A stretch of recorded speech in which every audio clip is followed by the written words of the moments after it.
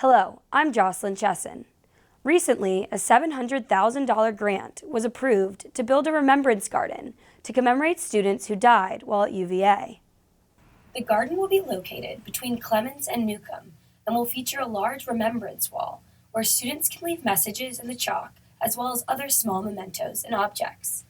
Graduate student Caroline Herr has worked on the project for the last 4 years to commemorate two friends who passed away during their time at UVA. She thinks their deaths should be remembered through a space on grounds. Yeah, I don't think I would have really jumped on the project if I hadn't experienced a lot of personal side of it. A friend of mine passed away when I was a second year, and then her name was Shelley Goldsmith, and then my fourth year, a friend in my pledge class died as well, Margaret Lowe. Shelley Goldsmith was a second-year Jefferson scholar who spent her free time volunteering at a food bank. Shelley collapsed at a DC nightclub after taking the illicit party drug known as Molly. Margaret Lowe was called Sunshine for her beaming smile. She died during her fourth year from a cerebral hemorrhage while she was out on a run. Without remembering those two girls, I probably wouldn't have stayed involved for so long. I saw it as something that I could do actively to remember them. Whenever I worked on this project, I would think of them, and people would ask, what do you see as, why do you need this? Why is this something that's important? I would think there were sculptures and statues and things done for these students that brought people together, but there wasn't a place to do that. So I saw it as a way that I could definitely keep going for 3 years. The project was first started back in 2004, but has had a very tumultuous history since then. After 13 years of debate, the Student Council finally received funding from the Student Activities Fund last December. I think it just reached a tipping point with a lot of events, major events happening that were fairly tragic at the university, with the administrators kind of noticing okay, yeah, there isn't a space like this. We have this plan, these students are excited, and it just finally got there.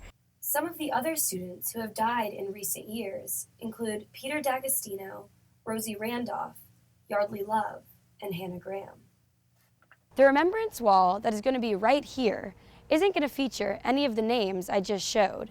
It might sound strange to not commemorate any specific individuals, but the more organizers thought about what names to include, the more complicated it got. Fourth-year architecture student and chair of the Building and Grounds Committee, Daniel McGovern, has been working on this project since his second year. And ultimately we made the call not to have any names at all. Partially just because it would be a kind of logistical nightmare. How far back do you go? Do you go to bed students who died during the 1830s, or how do you know that? Are the records even there?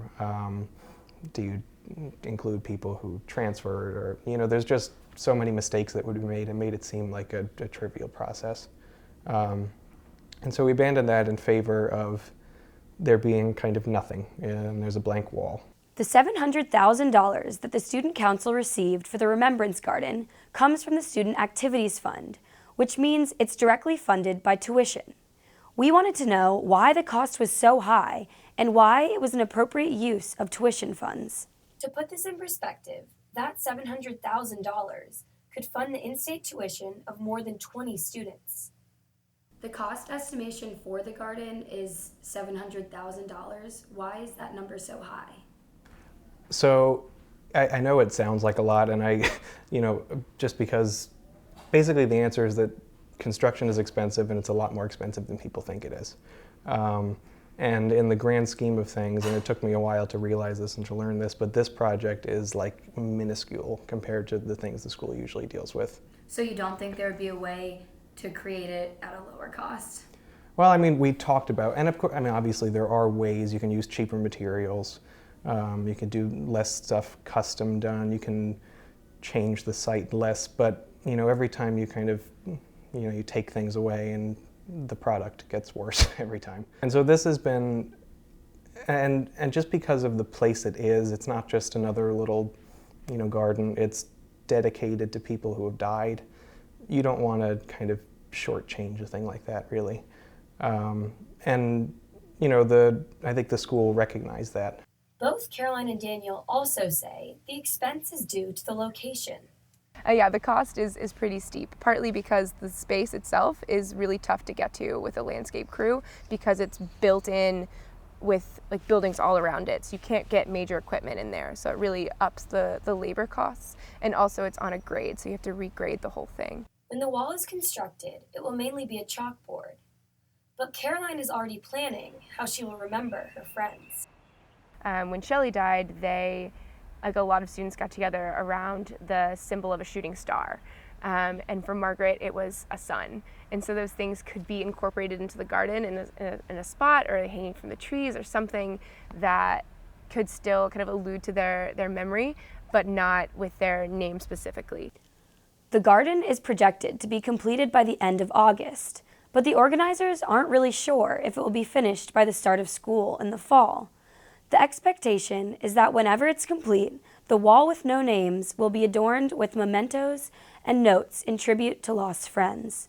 From Charlottesville, I'm Jocelyn Chesson.